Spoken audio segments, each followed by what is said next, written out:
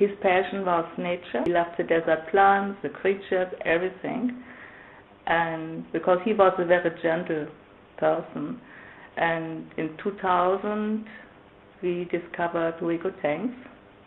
There was a campground, but nobody could use because of regulation. If there is no camp host, nobody was supposed to stay on the campground.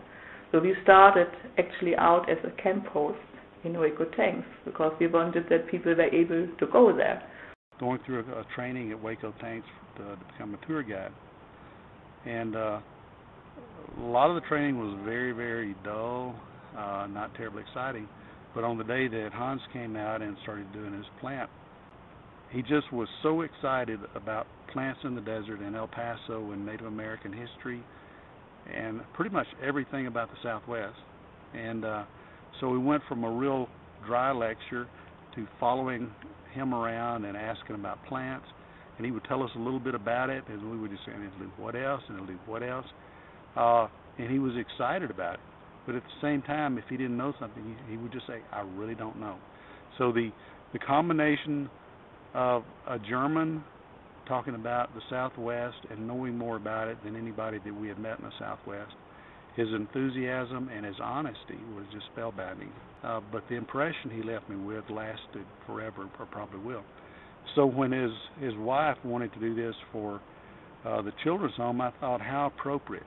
The thing that I wanted here was to have a place where kids could come and think, kind of like they're maybe in the mountains next to a stream, listening to it and kind of calming. I think Heinz would be extremely proud that he contributed to this. You know, financially, when his wife left the money for this to be done, or at least part of it, but also for the impressions he's made on all of us, all the people he's come in contact with while he was in El Paso before his death. He loved his wife dearly. They did everything together. Everything. They rode their bicycles together.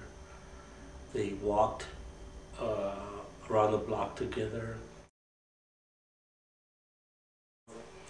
Always smiling and enjoying life, enjoying his wife, enjoying his neighborhood, enjoying what he did in his volunteer work at Duerkop tanks.